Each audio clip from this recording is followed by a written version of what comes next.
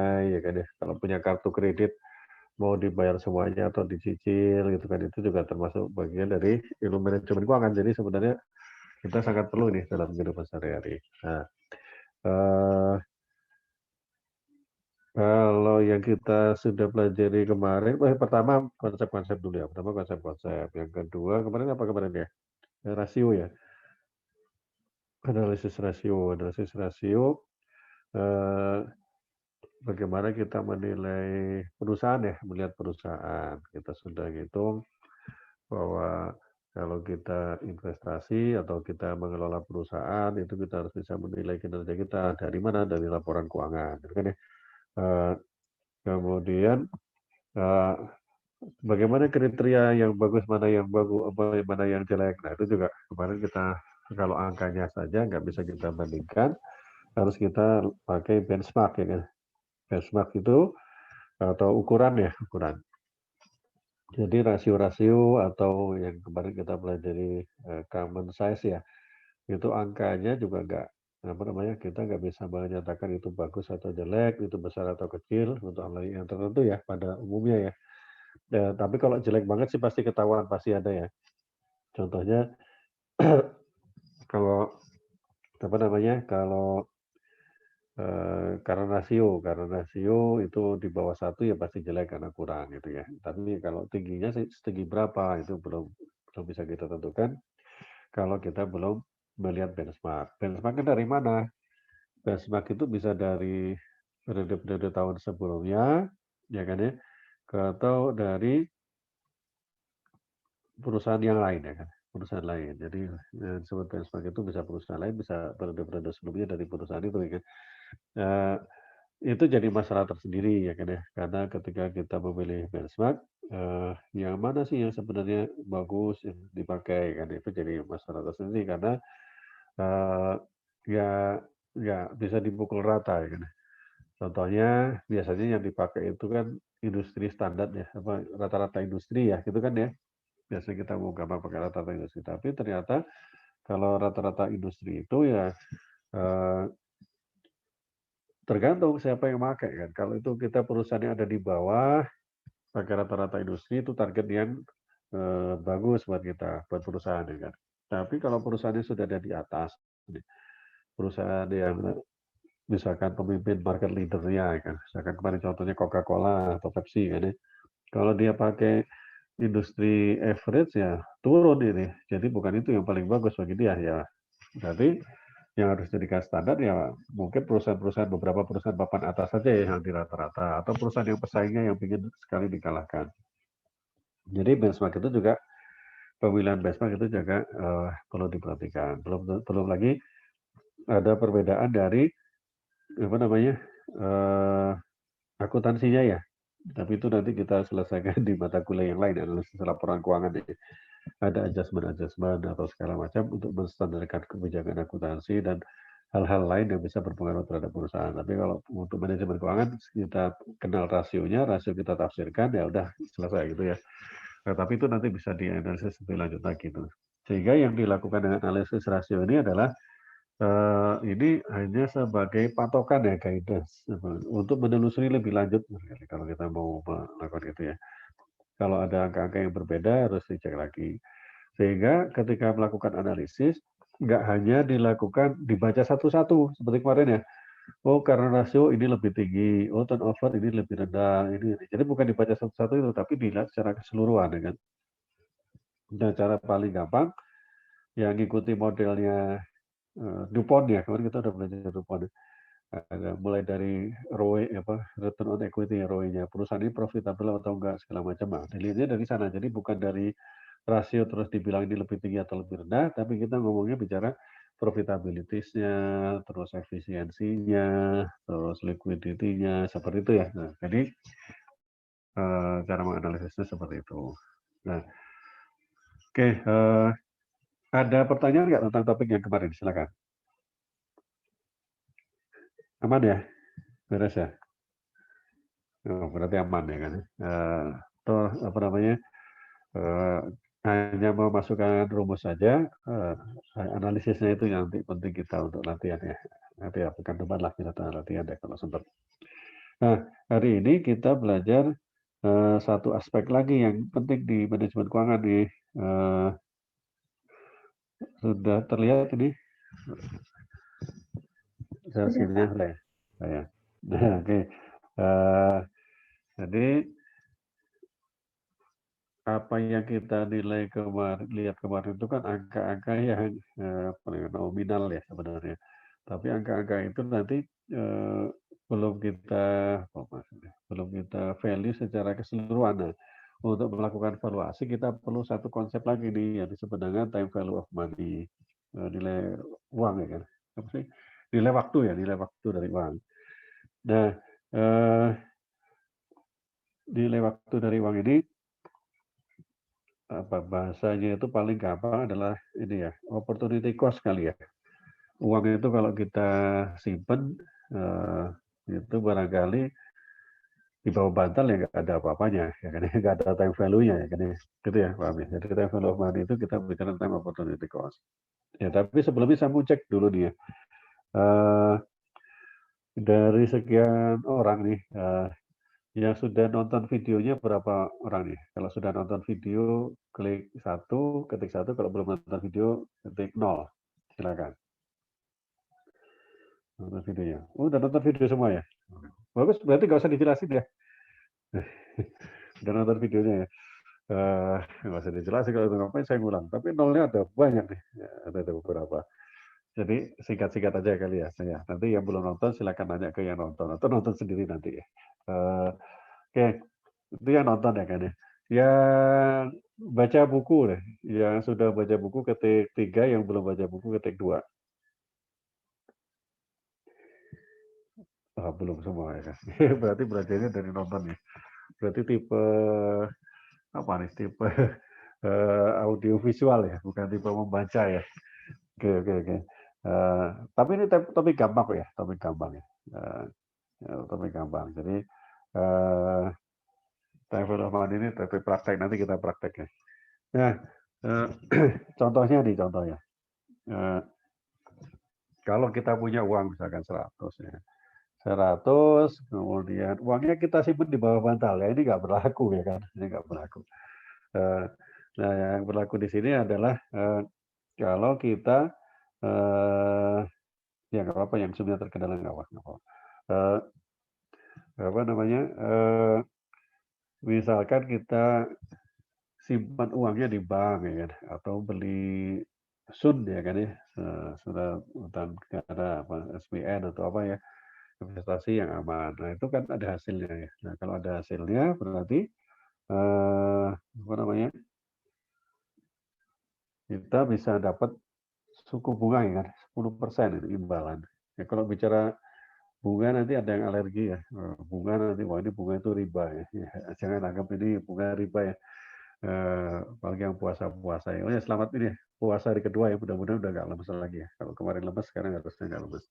Kecuali yang udah biasa puasa. 10%. Ya, ini imbalan atau tingkat hasil ya. Anggap aja bagi hasil ya. Nanti kalau kita bicara bunga nanti udah yang nggak mau belajar. Jadi setiap kali kita simpan uangnya dalam 1 tahun akan mendapatkan hasil 10%. Gimana tuh artinya ya? Kalau awal tahun ini harus ini ya, harus paham semua caranya baca garis ini ya. Garis ini nanti ini adalah titik 0, ini adalah titik saat ini ya. Ini Y1 itu artinya akhir tahun pertama. Tahun pertama itu ini ya panjang ya. Tahun pertama itu ini ya, ini tahun pertama. Tapi Y1 ini adalah akhir tahun pertama. Awal tahun pertama berapa? Awal tahun pertama ya di 0 ya kan. Dan ingat-ingat ya itu ya. Jadi untuk ini akhir tahun adalah Y1, akhir tahun pertama ya. Tapi awal tahun pertama adalah Y0. Y1 ini juga awal tahun kedua gitu ya. Ini tahun kedua ya kan. Nah, jadi akhir tahun keduanya Y2. Jadi jangan sampai bingung nanti kalau dijelaskan pada setiap awal tahun dibayar gitu kan. Nah, ini gambarnya jangan sampai salah ya kan ya.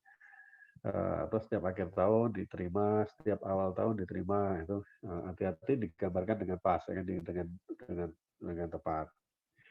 Nah, ini contohnya 100 di awal. Kalau 100 di awal ya setahun dapat 10%, ya 100 kali 10% ya 10, 110. Nah, ini jadi saldo awal untuk tahun tahun kedua sama nih masih 10%, berarti 10% dari 110, 11. Berarti totalnya berapa? 121. Jangan sampai salah ya. Bunganya berapa? 10%. Selama berapa? 2 tahun. Oh, berarti berapa totalnya? 2 kali 10%, 20%. Ya enggak. Gitu. Nah, ini jadinya bukannya 20 tapi 21 ya. Kenapa? Karena adanya yang disebut dengan compounding ya. Compounding itu bunga yang berbunga. Gitu. Nah, bunganya dimasukkan jadi pokok, terus kemudian itu berbunga lagi. Atau imbal hasilnya tadi dimasukkan ke dalam saldo sehingga imbal hasil yang berikutnya akan lebih besar lagi. Ada rumusnya, kalau mau pakai rumus ini rumusnya ya. Silakan belajar pakai rumus. Jadi kalau zaman sekarang sih kayaknya udah ada finansial kalkulator dan kebetulan saat ini kan PJJ ya. PJJ ujiannya nanti pakai Excel, jadi ya rumusnya nanti pakai Excel aja kita belajarnya. Ini rumusnya juga kalau kita manual ya boleh dihafalin. Ini harus dihafalin ya kalau dia. Beruntung nih teman-teman sekarang nggak harus ngapalin ya rumusnya ya. Tapi gampang nih. Future value atau apa sih? Present value atau nilai awal, saldo awal dikalikan 1 plus I suku bunganya pangkat N ya kan. Jadi bukannya I kali N ya, tapi 1 plus I pangkat N ya kan. Kalau yang saya tadi bilang bunganya 10% 2 tahun ya, berarti 2 kali 10 itu 20%, itu bukan, itu I kali N. Ini enggak rumusnya, karena ada compounding tadi, maka rumusnya 1 plus I pangkat N gitu ya. Oke, sampai sini ada pertanyaan, komentar, silakan. Belum ada? Oke, kita lanjut ya. Masih gampang banget ini, masih bisa dibayangkan. Nah, yang berikutnya compounding period. Kalau tadi setahun dikasih imbalan sekali kan, padahal kalau kita deposito itu rata-rata dikasih imbalannya itu atau bunganya setiap bulan itu kan ya. Itu namanya compounding periodnya 1 bulan ya kan ya. Jadi macam-macam nih. Kalau yang tadi compounding periodnya 1 ya atau 1 tahun sekali. Yang umum sih bisa sebulan sekali ya kan ya. Kalau kita deposito atau tabungan kita sebulan sekali dikasihnya. Kemudian ada yang 6 bulanan atau semi annual gitu. Kalau obligasi kan gitu Pak ya. So, obligasi kupon semi annual gitu kan. Nah, itu nanti juga bisa dipakai. Atau triwulanan juga bisa. Atau bunga harian juga bisa tuh, ada deposito yang mengklaim deposito dengan bunga harian gitu. Gitu kan ya. Ada. Nah, itu hitungnya berarti 365 kali ya. Atau 360 kali. Nah, contohnya nih ya. Nah, kalau dikompoundkan 2 kali ya, 2 tahun 2 kali, berarti berapa nih? Rumusnya jadi berubah dikit ya kan ya. Berubah dikit, compoundingnya berarti kalau setahun 2 kali ya ini suku bunganya dibagi dengan berapa kali ya? 2M. Terus periodenya berarti dikalikan juga dengan berapa kali setahun nanti ya. Udah berubah dikit ya. Jadi 10% kan 121,55. Bedanya berapa? Tadi kan 121 ya. Ini sekarang 121,55. Oh, bedanya sedikit 0,55 ya. Oh, sedikit sih 0,55.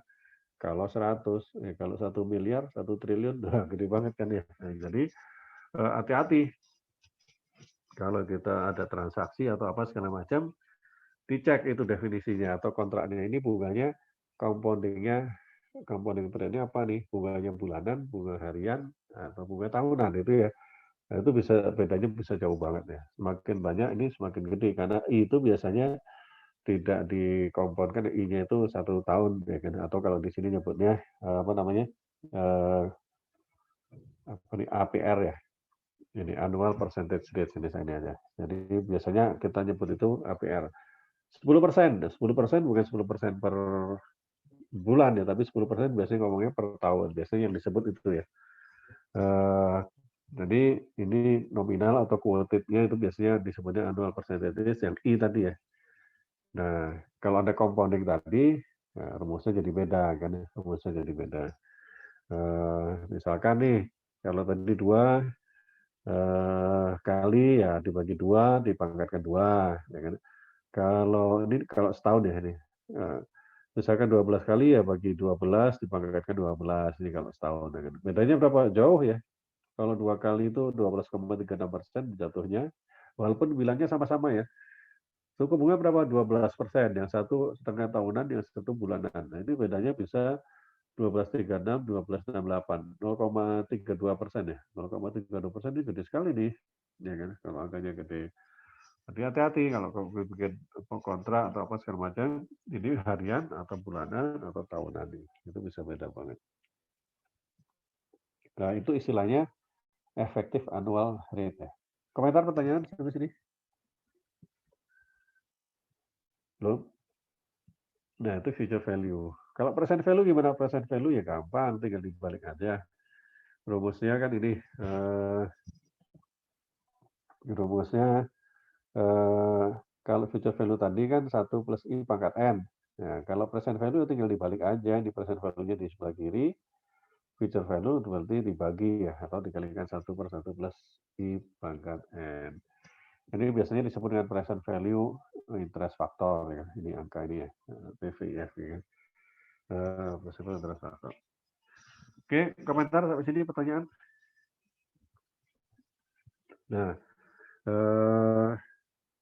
kalau enggak kita lanjut.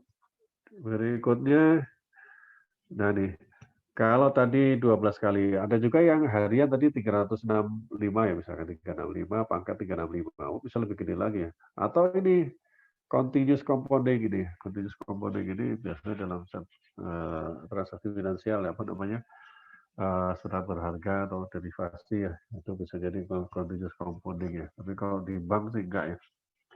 Di bank, deposito atau yang normal-normal aja itu biasanya enggak sampai continuous compounding. Ini tak terhingga ya jumlahnya ya.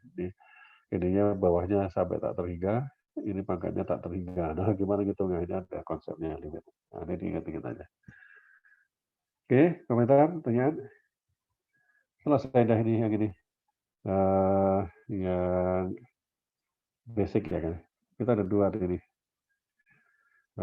Yang basic mah gitu-gitu aja ya, gampang ya. Berikutnya adalah yang annuity. Apa itu annuity? Itu udah lengkap ya. Annuity itu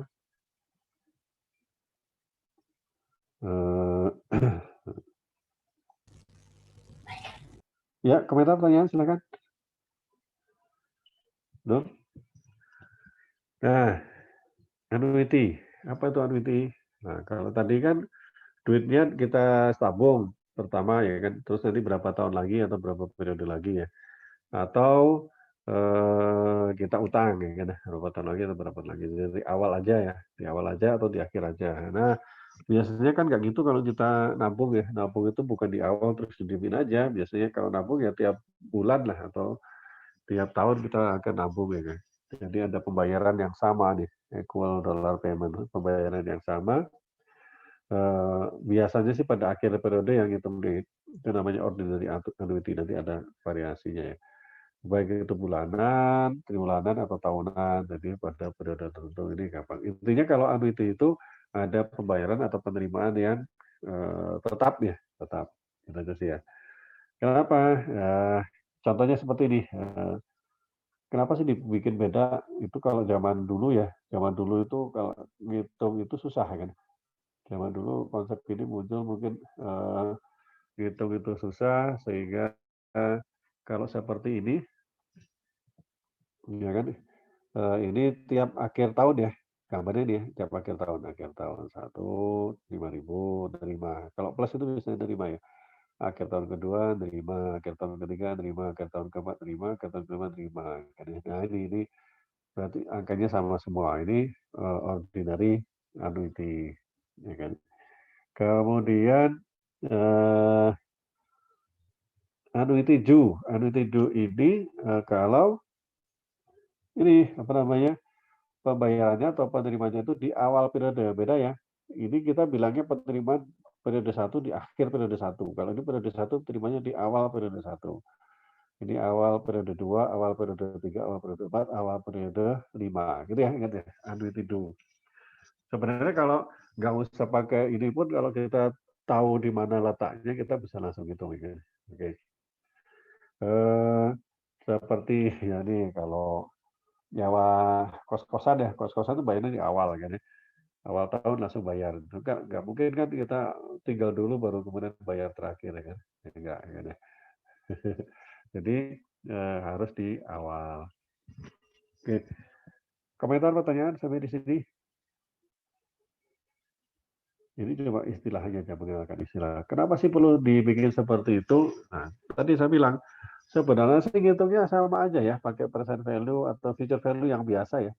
Seperti ini nih, kita ingin melihat angkanya di tahun kelima. Seperti apa sih angkanya di tahun kelima itu? Ya, kalau di sini, yang di tahun pertama nih, akhir tahun pertama ya tinggal kita future value kan ya. 1, 2, 3, 4. 4 kali, berarti kalau suku bunganya 6%, berarti 1,06 kali 4, ya pangkat 4, 1, 2, 3, 4. Ya kan pas ya, hitung 1. Terus yang ini gimana? Yang kedua, 1, 2, 3. Berarti 3 kali, 1, 2, 3. Yang berikutnya 2 kali, 1, 2. Ini 1 kali. Yang terakhir belum sempat belum sempat dapat bunga, imbalan sudah langsung ini. Jadi yang terakhir polos 5.000 aja. Ini tinggal dijumlah ya. Angkanya 28. Jadi hitungnya masing-masing pun bisa. Nah, cuma zaman dulu ya kan. Zaman dulu kalau kita ngitung seperti ini kan ngitungnya berapa kali itu? Pakai rumus tadi 1, 2, 3, 4, 5. Repot banget ya ngitung rumusnya 5 kali ya.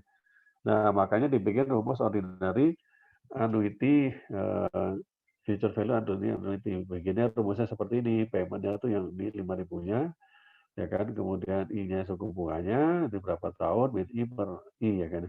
Ini ya kan. Jadi rumus ini sebenarnya untuk memfasilitasi daripada kita ngitung 1, 2, 3, 4, 5 kali, tapi kita ngitungnya cukup sekali aja udah langsung ketemu angkanya beres itu ya. Angkanya sih sama nih dengan ngitung yang satu-satu tadi. Nah, komentar pertanyaan sampai sini. Tapi ini harus paham ya, ini ya. Kalau saya sih sebenarnya ordinary annuity itu kalaupun nggak paham tinggal digambar aja, kemudian dihitung present value seperti biasa atau future value seperti biasa, selesai kan. Oke. Berikutnya kalau present value juga sama nih. Ini tinggal maju satu berarti dibagi 1,0. Nah, maju 2 kali pangkat 2. Ini 3 kali, ya pangkatnya 3 gitu ya, dan seterusnya.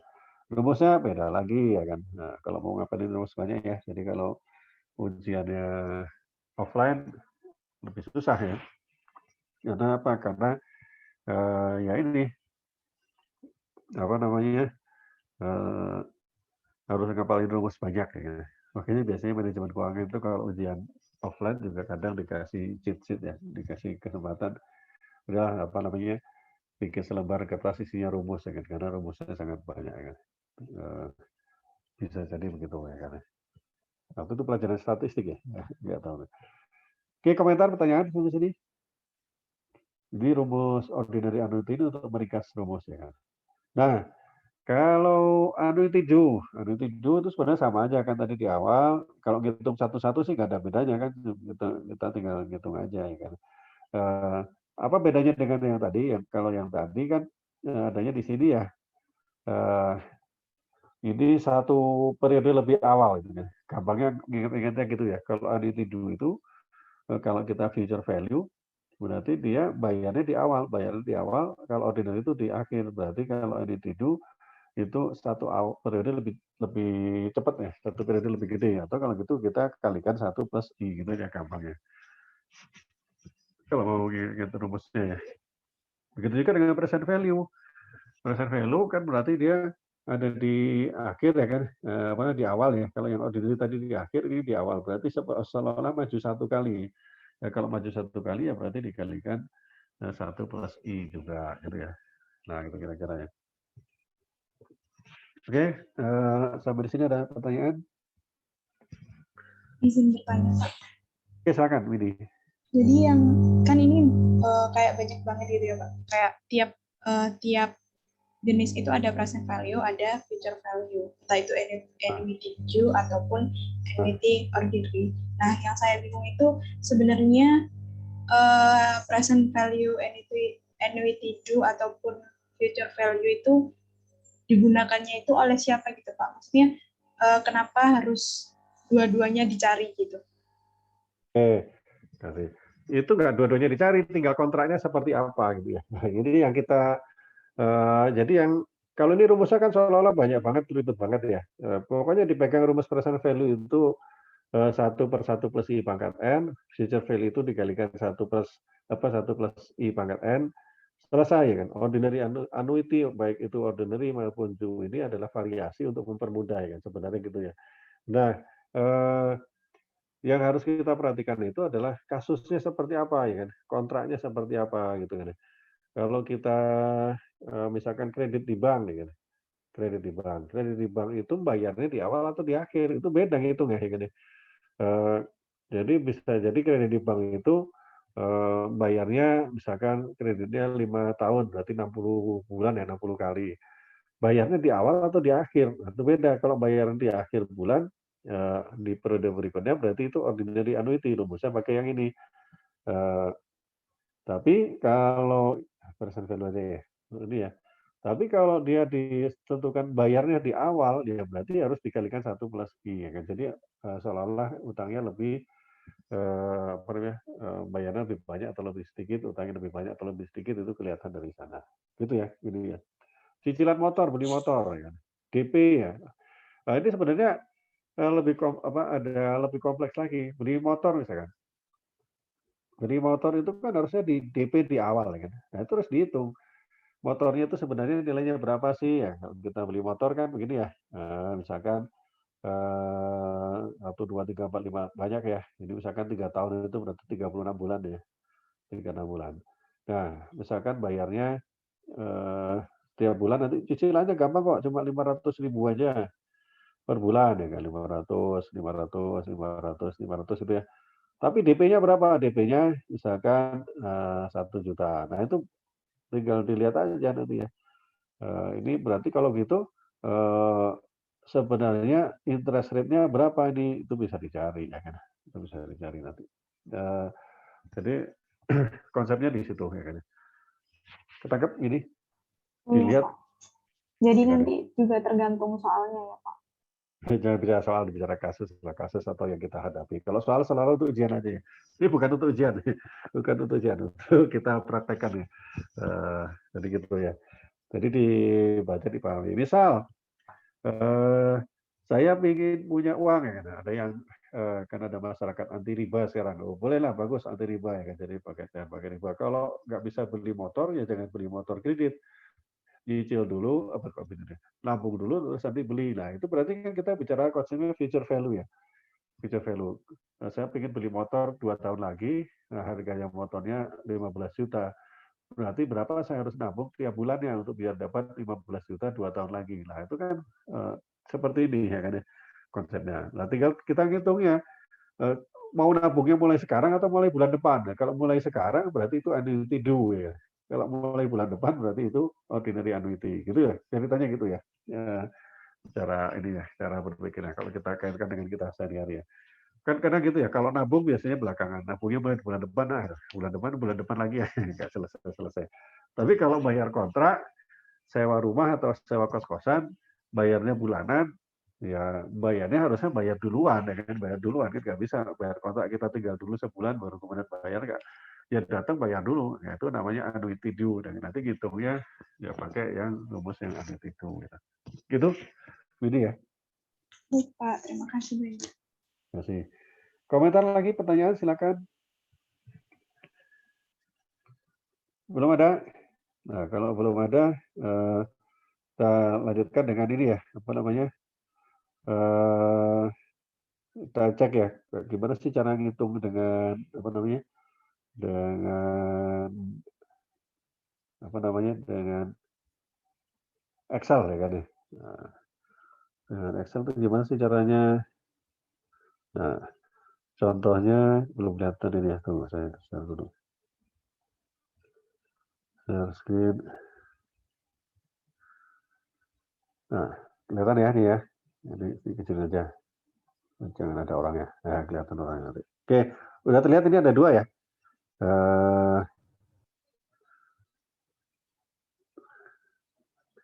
Udah kelihatan ini ada apa namanya? Excel sama ini ya. Terlihat, Pak. Ya gampang yang gampang ini dulu deh.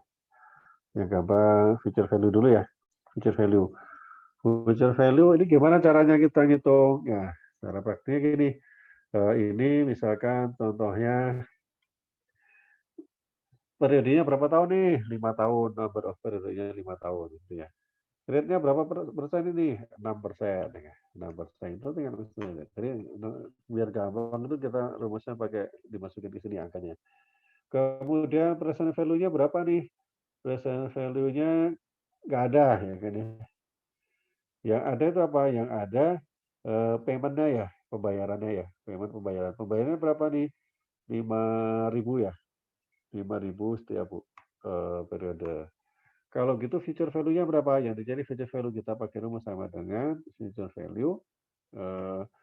Rate-nya berapa nih kan? Biar rumusnya kelihatan. Rate-nya 6%. Gitu.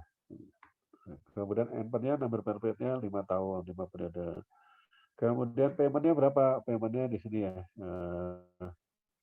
Payment. Present value-nya nggak ada ya kan. Present value-nya 0. Kalau mau ditambahin boleh 0 ya kan. Terus tipenya ada 2 nih.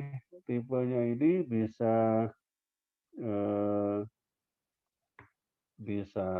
end of period, itu ordinary annuity, atau beginning of period, itu kan ya, atau annuity due ya kan. Kalau dilewati itu ini ya, kalau dilewati dia ordinary annuity, kita lewati aja nggak usah ya kan. Present value-nya, present value-nya udah ya. Present value-nya udah, ya tinggal kita tutup aja. Oke. Enter. Yes, sorry. Jadi berantakan nih. Future value. Kemudian rate-nya adalah 6. Number of period-nya adalah 5. Payment-nya adalah berapa tadi? 5.000 di sini ya. Di sini 5.000. Dan apa namanya? Present value-nya adalah 0 ya kan. Kita tutup. Enter ya kan. 28.185,46 gitu. Gampang ya jadi caranya. Survei, siapa yang sudah pernah gitu present value pakai Excel? Ketik 1 kalau sudah pernah, kalau belum pernah pakai 0. Udah pernah semua ya? Udah pernah semua pakai Excel. Nah, udah gampang berarti ya. Nah, berarti nggak usah diteruskan lagi. Selesai. Komentar, pertanyaan sampai sini? Izin Pak. Ya, silakan. Tadi sedikit banyak Bapak tuh agak tricky gitu ya kalau ngomongin soal bunga ini. Terlebih tadi juga Bapak nyinggung juga soal syariah ya, konsep syariah. Ya, benar. Ya, yang saya tanyakan Pak, apakah konsep time value of money di ekonomi konvensional sama yang syariah itu ada perbedaan gitu Pak? Oke. Terima kasih Pak. Oke. Terima kasih pertanyaan Panji ya. Memang tricky ya. Tricky itu karena konsepnya memang sama ya sebenarnya. Bahwa uang itu sebenarnya punya potensi untuk menghasilkan. Ya kan? Kalau ditaruh di bawah bantal itu nggak menghasilkan apa-apa. Tapi uang itu ada opportunity cost. Baik di konvensional maupun di syariah juga sama seperti itu. Ya kan ya. Tapi kalau syariah kan ada aturan-aturan tertentu ya. Beda itu ya. Kita nggak bahas agama, tapi bahwa ada syarat-syarat tertentu ya. Banyak tuh macam-macam itu ya kan ya. Yang jelas apa namanya? Kalau di sekarang ini konsep syariah yang ada sekarang ini cara ngitungnya juga masih sama ya kan. Cara ngitungnya sama di bank syariah kita yang sekarang ini cara ngitungnya sama. Padahal harusnya nggak seperti itu ya kan. Suku bunga itu nggak ditetapkan di awal. Itu aja bedanya kalau syariah ya. Harusnya suku bunga itu ditetapkan sebagai bagi hasil ya kan.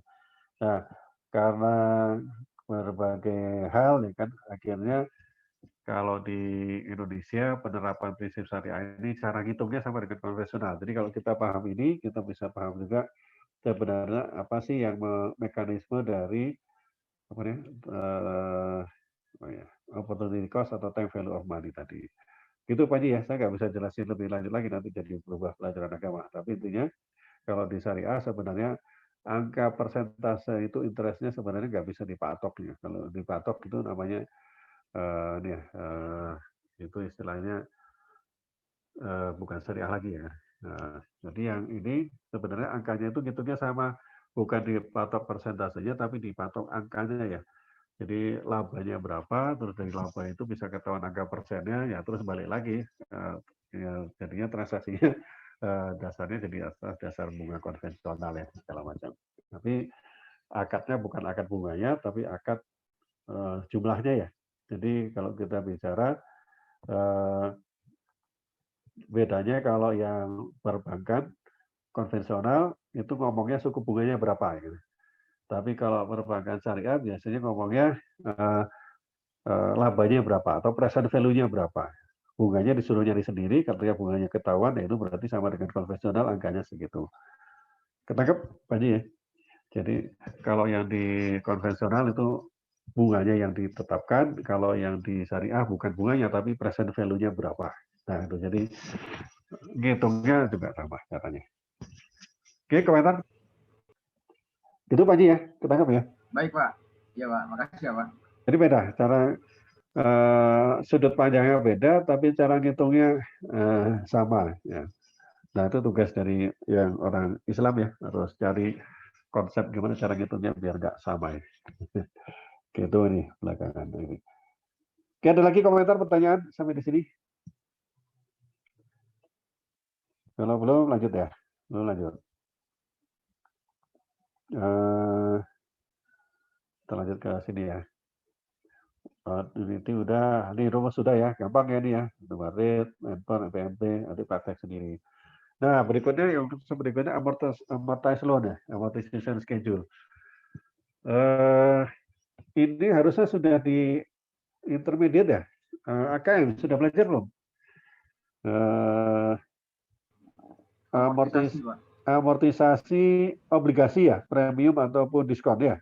Iya Pak, benar Pak. Sudah Pak itu. Berarti udah bisa harusnya. Nah, gampangnya gini, kalau kita punya utang, misalkan nyicil, saya kan selalu kaitkan dengan ini ya, dengan pribadi ya, karena biasanya paling enak seperti itu. Kalau kita punya nyicil kredit motor, 3 tahun ya kan. Tergantung kreditnya kemana, kalau bank syariah ada nggak ya? Ada kali ya. Kredit motor itu ke bank konvensional atau bank syariah. Kalau bank konvensional hitungnya suku bunga sekian persen ya kan ya. Oke, ketahuan. Kalau di bank syariah kita beli motor seharga 10 juta, di sebelahnya 5 juta, berarti kita bayar 15 juta dibagi 3 tahun. Itu ya. Jadi kira-kira sih present value-nya jadi 15 juta. Tinggal dibagi berapa itu dapatnya. Ya kan? Itu kira-kira ya. Kemudian berikutnya tahun pertama 12 kali pembayaran pertama, oke kita bayar kan. Tapi pas akhir tahun pertama ternyata dapat rezeki ya kan, rezeki nomplok, bonus ya kan, atau dapat hadiah, undian atau apalah ya, dapat ya macam-macam lah ya kan. Tiba-tiba kita punya uang banyak nih daripada kita nyicil sampai 2 tahun lagi, ini kan akhir tahun pertama ya, daripada kita nyicil 2 tahun lagi, berarti dilunasi sekarang. Nah itu. Terus posisi sekarang utangnya tinggal berapa? Nah itu amortization schedule ya kan. Ini bisa kita apa namanya? Bisa kita lihat dari sini, gampang juga caranya.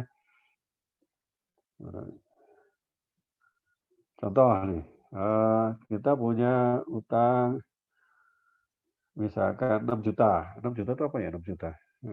Ya 6 juta itu anggap aja kalau di sini beli furniture ya, beli kasur lah, kasur harganya 6 juta ya. Bayarnya setahun sekali, gede banget deh tokonya ya. Di akhir lagi.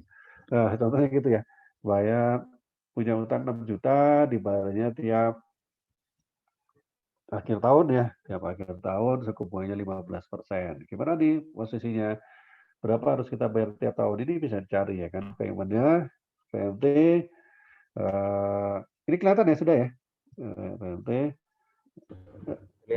rate-nya 15 ya, rate-nya 15, kemudian number of period-nya 4, ya kan. Present value-nya berapa? Present value-nya 6, ya kan. Kemudian udah feature value-nya nggak usah. Ini kalau ada tanda gini ya, ada tanda kurung kotak ini artinya nggak wajib ya. Nggak wajib ya. Kalau nggak wajib kita lewati aja boleh. Ya. Lewati aja. Oh ternyata 2101,59. Ini tandanya minus ya. Plus minusnya ya. Tadi sudah semuanya sudah pernah nyoba di Excel jadi udah nggak asing lagi ya. Jadi harusnya outflow sama inflow-nya harus sama. Jadi kalau PV-nya kita anggap plus berarti payment-nya harus minus ya. Oke, saldo awal berapa utangnya? Saldo awal 6.000 ya kan. Saldo awal 6.000. Pembayarannya berapa? Pembayaran ya sini sama dengan payment-nya ya. Atau kita kasih tanda minus ya, minus payment-nya gitu ya. Karena biar positif. Terus ini kita mau copy pakai tanda ini aja deh. Nah, kita kasih pagar ya. Pembayarannya 2.101. Bunga, berapa bunganya? Bunga ya tingkat bunganya 15% ya kan, sama dengan 15% ini ya kan ya, kali saldo awalnya, kita kan utangnya 6.000 nih, ya berarti bunganya ya 15% kali 6.000. Yang 15% ini kita paku dulu ya, biar enggak nih. Oke. Pokoknya kalau pembayaran 2.100, bunganya 900, berarti cicilan pokoknya berapa? Cicilan pokoknya 2.000 dikurangi 9.000. Nah, sehingga saldo akhirnya jadi saldo awal dikurangi cicilan pokok itu ya 4798. Kemudian ini saldo akhir jadi saldo awal tahun berikutnya sama dengan ini. Oke. Pembayaran berapa? Pembayaran sama dengan yang periode sebelumnya gitu ya. Bunganya berapa? Rumusnya sama ya kan. Tapi ini 15% kali 4798 bukan 6.000 lagi ya. Nah, kemudian pokoknya berapa? Ya pokok yang tinggal di rumusnya sama dengan atas, saldo akhirnya sama dengan atasnya. Oke. Sampai sini ada pertanyaan, komentar? Silakan. Nah, kalau udah gini tinggal copy ke bawah ya. Tinggal copy ke bawah. Pas 0 ya kan. Akhir tahun keempat saldonya 0 ya kan. Nah, jadi tidak ada utang lagi. Selesai lunas ya kan. Nah, misalkan nanti ditanya pada akhir tahun kedua nanti ya, kita ingin melunasi, berapa harus dibayar? Ya ini 3.400 karena apa namanya berdasarkan tabel amortisasi ini akhir tahun kedua setelah dibayar maka saldo akhirnya 3.418. Ya. Oke, komentar pertanyaan sampai sini silakan. Aman ya? Oke, kalau aman kita lanjut ya kan.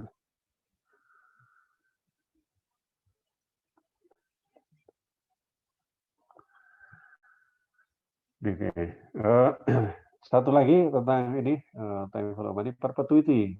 Sudah pernah dengar perpetuity? Belum pernah, belum pernah. Perpetuity itu pembayarannya atau penerimanya tak terhingga ya kan, sampai seterusnya ya. Bukan seumur hidup ya. Kalau seumur hidup kan orang hidupnya misalkan 60 tahun dan 60 tahun berhenti. Kalau ini enggak seterusnya. Kalau bisa ya adalah seperti itu ya. Apa namanya? Misalkan nih kita ingin apa namanya dapat uang 12 juta setahun ya kan. Jadi saya ngomongnya biar gampang aja. Ingin dapat uang 12 juta setahun. 12 juta setahun berarti sebulannya 1 juta gitu ya biar gampang ya. Kita ngomongnya setahun aja biar nggak ribet. 12 juta setahun. Kemudian suku bunganya saat ini adalah berapa persen ya? Deposito itu ya kira-kira rata-rata 5% ya. Nah, saya ingin dapat uang 12 juta setahun dengan suku bunga 5% per tahunnya. Gimana? Berapa harus saya tabung? Itu persen value-nya ya. Tinggal dibagi aja nih rumusnya, dibagi 12 juta dibagi 5%. Berapa tuh? 240 juta ya? 240 juta ya, gitu ya. 240 juta. Jadi kalau kita punya uang, ini persen value-nya ya. Ini persen value itu berarti 240 juta ini persen value, atau kita harus nabung uang 240 juta. Kita nabung uangnya sekarang ini 240 juta. Akhir tahun nanti kita dapat bunga berapa nih? 5% kali 240 juta kan ya? 12 juta. Nah, bunganya dikasih. Uangnya tetap 240. Tahu ya? Paham ya? Terus tahun depannya lagi berarti ya bunganya 5% lagi. Dari mana? Dari 240 juta. 5%, 12 juta. Ya, 12 jutanya dikasih dapat bunga. Nah, berarti impas lagi ya. Balik ke pokok lagi. Nah, tahun ketiga sama terus sampai tak terhingga itu selamanya gitu. Ada komentar sampai sini? Pertanyaan? Jadi sebenarnya kalau kita ingin dapat uang 12 juta cukup punya uang 240 juta ya. Kalau mau ngasih anak misalkan masih ini kan. Misalkan orang tuanya orang yang pintar finance nih, wah kamu tak kasih ini uangnya 12 juta setahun ya, 1 juta setahun ya udah uang orang tuanya tinggal nabung 240 juta di bank deposito, ya asal bunganya 5% nggak turun-turun ya, kalau bunganya turun ya repot. Selesai uangnya guys, selesai sampai seterusnya itu nggak kerja nggak apa lagi ya. Jadi sebenarnya kebutuhan kita tuh dikit ya, 240 juta. Ketangkap sampai sini? Itu namanya perpetuity ya, perpetuity ya kan. Tapi kemudian ini protes ya kan. Kalau yang pintar protes, loh 1 juta sekarang sebulan atau 12 juta setahun, itu kan sekarang ya kan. Kan uangnya ada inflasi ya kan. Kalau inflasi 3% lama-lama uangnya ya sama sih uangnya kita terima 12 juta, tapi 12 juta ini jadi kecil sekali gitu. Tangkap ya? Nah, terus gimana? Gitu. Ya kalau gitu uangnya jangan 12 juta, tapi 12 juta, tapi tiap tahun nambah gitu ya. Nah, itu yang namanya perpetuity with growth atau growing perpetuity. Ya, kalau gitu dikasih 12 juta sekarang selamanya, tapi uangnya akan ditumbuhkan juga. Misalkan kalau kita perkirakan inflasinya 3% seperti sekarang ya, kalau gitu setiap tahun ditambah 3% ya kan ya. Paham ya? Jadi sekarang tahun ini kan nabung ya kan, tahun depan dapat 12 juta. Tahun depannya harusnya dapat 12 juta tambah 3% ya kan. Karena untuk mengantisipasi inflasi ya kan. Tahun depannya lagi ya 12 juta tambah 3% tadi, tambah 3% lagi ya kan. Seterusnya ya kan. Nah, itu namanya perpetuity with growth, rumusnya jadi berubah. Ini 12 juta, misalkan sama 12 juta, dibagi 5%. Nah, growth-nya berapa? Tadi growth-nya 3% ya? 3%. Berarti berapa nih? 12 juta kali 2%, dibagi 2% ya? Berapa nih? Kali 50 ya? Berarti 600. 600 juta, benar ya? Nah, jadi 600 juta. Nah, sekarang uang sakunya berapa? 1 juta ya sebulan ya? Nggak sampai. Ya, 1 juta. Ya kalau uang sakunya 1 juta sebulan, orang tuanya cukup nabung duit 600 juta, selesai udah selamanya ya kan ya. Dengan growth yang 3% ya. Tahun ini dapat 12 juta. Gimana cara ininya? Ya 600 juta kan, dapat bunganya 5%. Berarti 5 kali 600 juta itu berapa nih? 30 juta ya.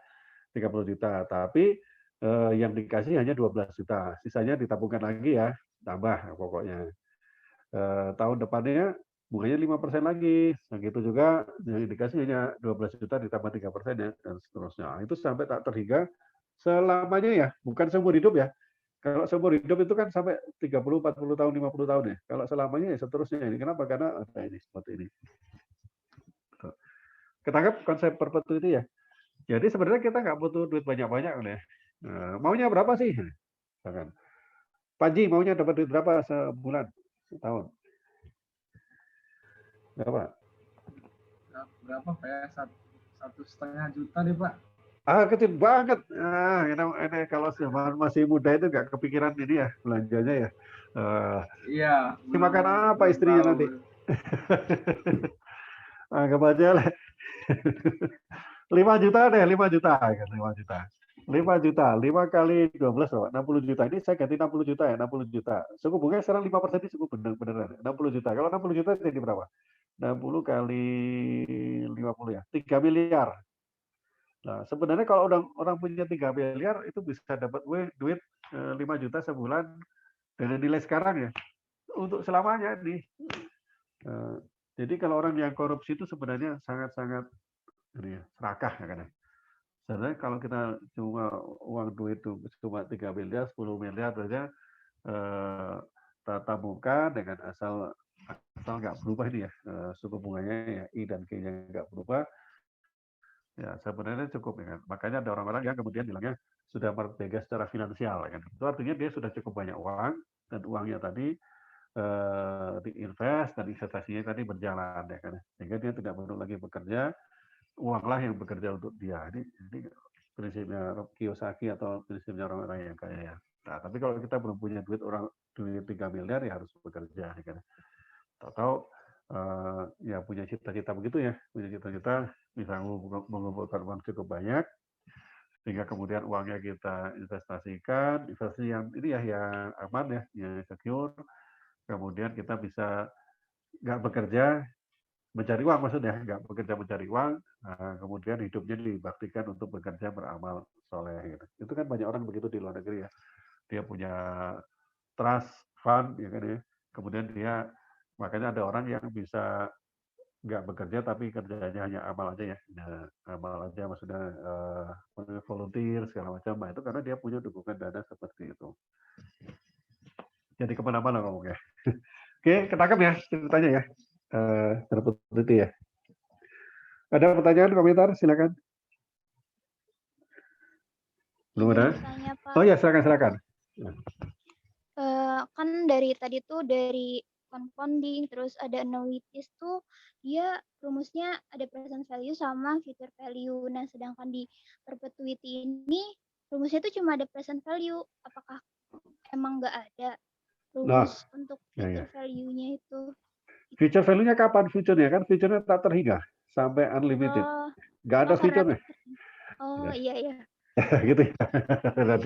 Ya kalau masih ada future value-nya berarti belum tak terhingga. Masih super 100 tahun gitu ya. Baik, Pak. Oke, makasih Nadia ya. Emang kalau orang kritis harus seperti itu ya mikirnya. Kenapa nggak lengkap rumusnya ya? Karena emang ini ujungnya nggak ada. Future-nya tidak berujung ya. Seolah-olah seperti itu ya. Oke. Terima kasih Nadia. Komentar, pertanyaan, silakan. Izin Pak. Ya. Itu kan perpetuity ini kan contohnya itu kan ada tulisannya Pak, preferred stock. Sedangkan preferred stock itu kan ciri khasnya itu kan ada dividend in arrears Pak. Itu kan kalau itu nyikapinya kita gimana ya Pak kalau misalnya kita mau beneran pakai perpetuity gitu Pak. Dividend in arrears itu kan yang 3 tahun yang lalu ditumpuk. Kita kan jadi nggak bisa makan kalau ibarat yang ada gitu Pak. Oh iya. Ya, oke, makasih David, bagus. Ingat ya dividend in arrears.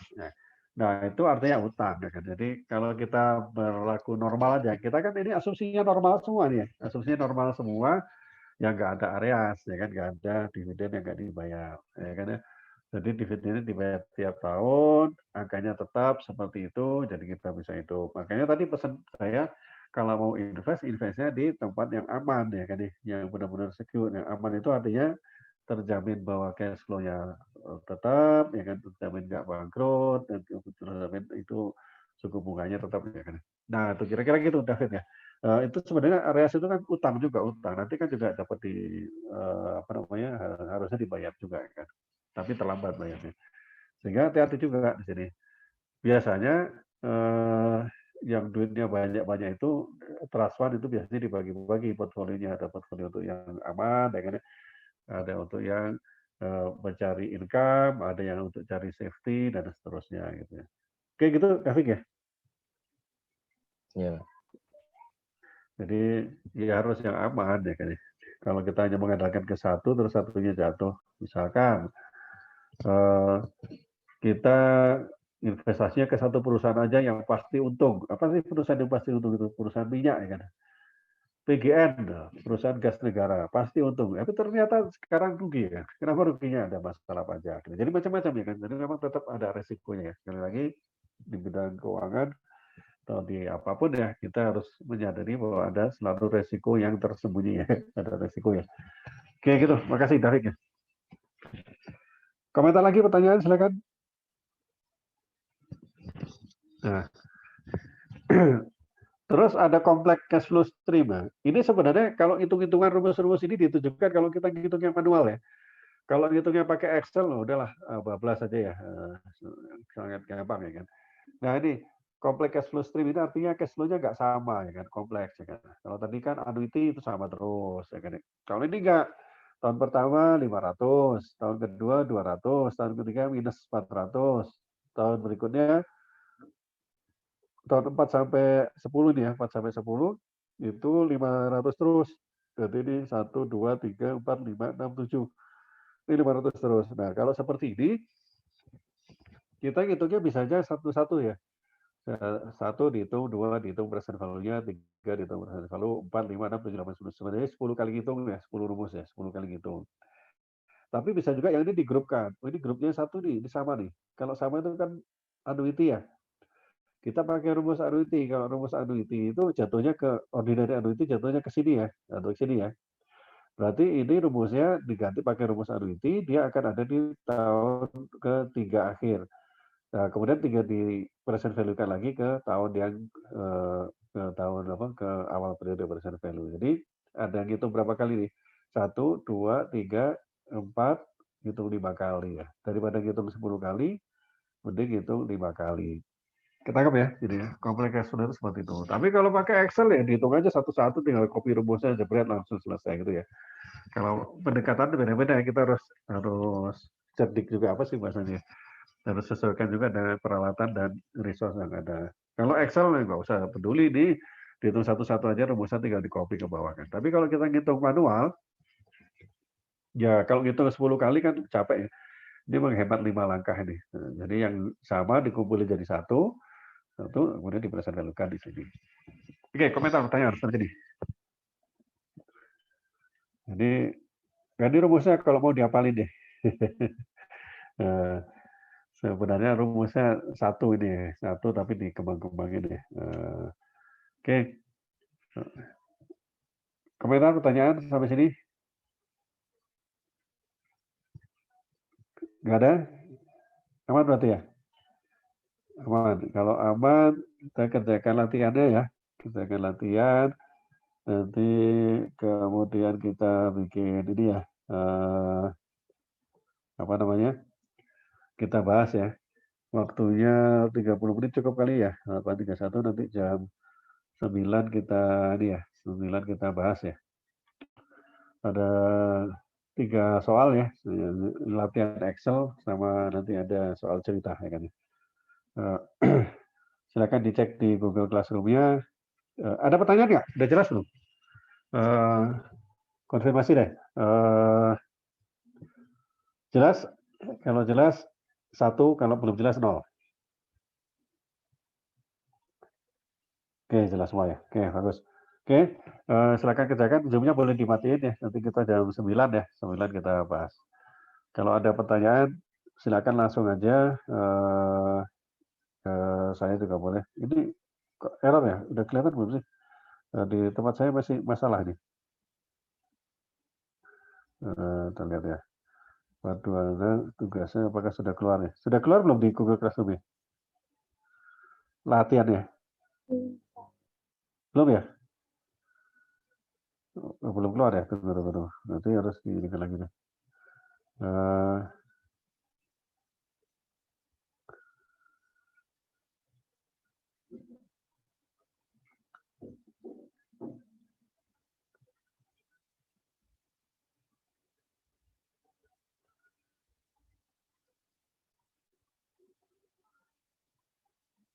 Belum ya? Kenapa belum ya?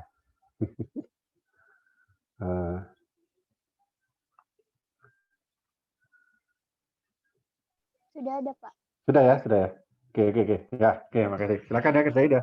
Zoom-nya boleh dimatikan. Oke, kita ketemu lagi jam 9 nanti ya. Oke, makasih semuanya. Kalau ada yang tanya, silakan langsung boleh ya. Saya tetap di sini kok. Walaupun saya matikan ini ya.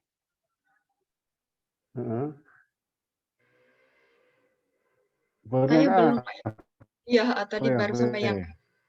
Oke. Yang sudah belum? Survei. Yang sudah B, selesai B-nya. Ya, nggak apa. Saya ini lagi survei nih. Yang B, silakan ketik B. Yang belum, silakan ketik A. Yang sudah ngerjakan B, ketik B. Yang baru selesai A, ketik A. Udah ada yang B nih, silakan.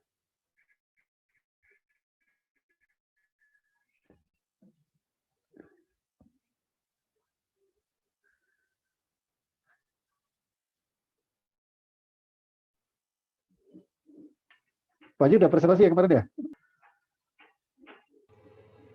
Saya tadi maksudnya udah nanya Pak, mungkin teman-teman, tapi kalau teman-teman belum ada, coba Pak, iya Pak, boleh Pak.